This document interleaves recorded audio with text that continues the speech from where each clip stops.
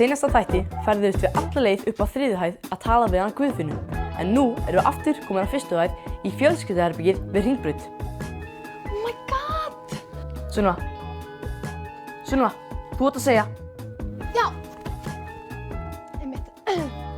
Sko, hér í þessu herbergi geta börn fengið að eyða tíma með foreldri sínu sem dvelur hér. Hér er ró og næði og hægt að eiga notalega stundir saman. Já, það er að leika sér og spjalla.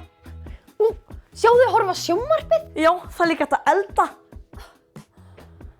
Og gera bara allt sem manni dettur í hug.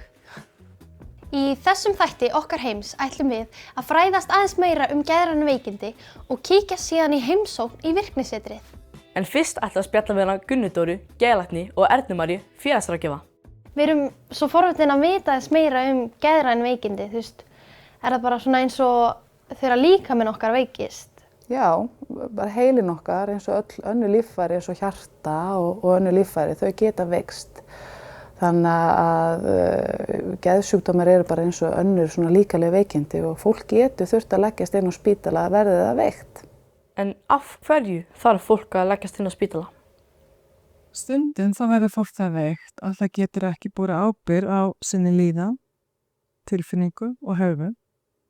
Og þá getur það þurft að leggjast inn á spítala bara til að minnka áreiti, það þarf kannski aðstoða að sofa og jafnvel stundum til að tryggja öryggi. Er það alltaf þannig að fólk kemur hingað sjálft eða þarf einhver að koma hingað án þess að virkilega vilja það? Það getur bara verið alls konar. Þannig að stundum fattar fólk ekki að það sé orðið lasið eða veikt og þá getur verið gott ef einhver aðstandandi eða aðrir getur sagt nú ert þú orðin lasin og þarft að leggjast inn á spítala. En oftast er það þannig að fólk kemur sjálft en stundum þarf einhver annan að hnippa í það ef það fattar það ekki sjálft. Læknast maður einhvern tímann af geðsjúkdómi og getur maður lifað góðu lífi með sjúkdóminn? Sumir veikjast bara einu sinni og í stuttan tíma og ná fullum bata og læknast þar með. Aðrir þeir eru veikir allt lífið en geta lifa góðu lífi. Og þá skiptir máli að fólk sé í góðu sambandi við sína meðferðaraðila, sé á lyfjum sem að henta því og einnig hjálpar mjög mikið að fólk fær góðan stuðning frá vinum og fjölskyldu. Ef ég ætti foreldri eða systkini sem þyrfti að leggjast hingað inn, gæti ég fengið að tala við eitthvað? Við leggjum áherslu á það að hitta börn sem eru aðstandendur og stundum fyrir það bara fræðslu, hvað felst í veikindunum og hvað er hægt að gera. Stundum er bara stuðning, fóra að sína tilfinningar. Þetta eru veikindi sem eru erfið fyrir alla, bæði sjúklingin og fjölskyldu. Og við sem börn höfum sko ekki færri spurningar en fullorðnir. Ég held að við myndum kannski vilja fá að vita hvað er að gerast. Já, það er líka gott að vita hvernig foreldrum hans líður og hversu löng dvölin mun vera. Og líka, hvað mun svo gerast þegar foreldri mitt útskrifast og kemur heim? Það er alltaf hægt að hringja í okkur og biðja svona samtal við okkur til þess að fá upplýsingar hvað er í gangi. Og síðan er líka mikilvægt fyrir ykkur að hafa ykkur svona fyrir utan spítalann til þess að ræða við hvernig ykkur líður. Því það eru auðvitað ýmislegt í gangi hjá ykkur.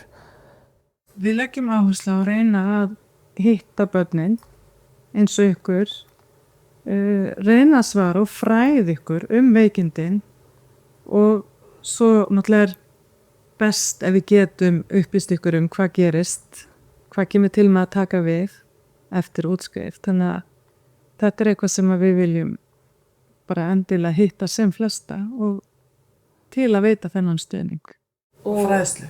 Hvernig spyrjum við svona samtal? Getum við bara hringt? Já. Til dæmis, það er hægt að hringja á deildarnar og eftir því. Þú fá að hitta bara teymið. Já. Eða jafnvel er hægt að bara hafa símtala sem að þið geti kannski spurt nokkra spurningar þar og svo getum við skipulagt þá svona að hittast. Já, takk kærlega fyrir að koma og hitta okkur. Við ætlum núna að skella okkur yfir í virknisetrið. Takk sömuleiðis. Hæ krakkar, velkomin í virknisetrið. Takk fyrir. Ég heiti Steinunn og er iðjuþjálfarinn í virknisetrinu. Velkomin. Takk. Hvað er eiginlega virknisetur? Virknisetur er svona tómstundarými fyrir allar deildirnar á Hringbraut. Þannig að óháð á hvað deild þú ert, þá má hver sem koma niður og þá getum við gert alls konar hluti sem eru kannski ekki boðið upp á deild. Má maður bara koma hvenær sem maður vill?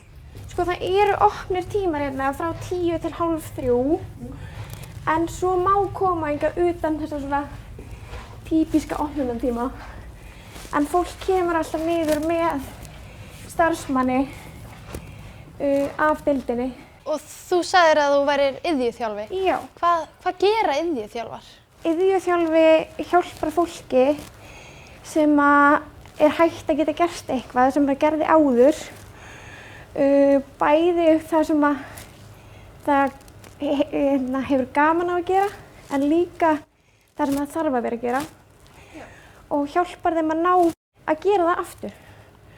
Og ég til dæmis fer og elda með fólki hérna á spítalanum og svo fer ég heim til fólks með þeim og prófa að elda þar líka. Þannig að við reynum svona að yfirfæra þetta heim líka. Bara svona sem dæmi þá er hérna hægt að gera skartgripi og lita.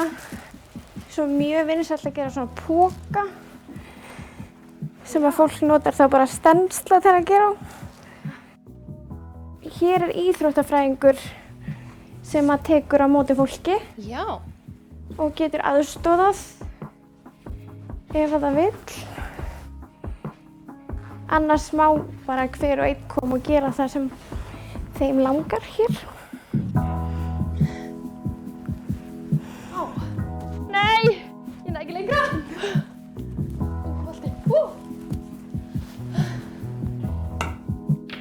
Ok. Heyrðu, það er svo mörg starfsheiti hérna, en það sem mér fannst mjög áhugavert var jafningi.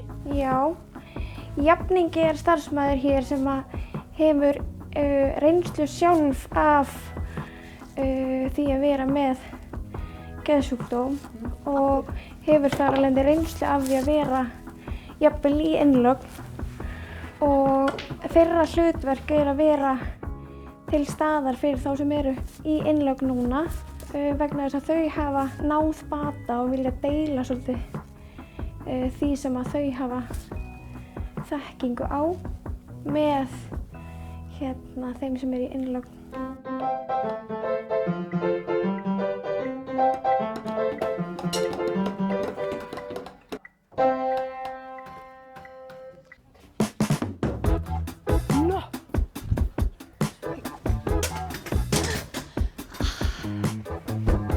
Þá kveðjum við geðþjónustu við Hringbraut og í næsta þætti ætlum við að kynnast Kleppsspítala aðeins betur. Algjörlega! Við heimsækjum legudeild lyndisraskana og skoðum okkur vel í batamiðstöðinni. En Sunna, finnst þér ekki hafa lært miklu meira þetta núna?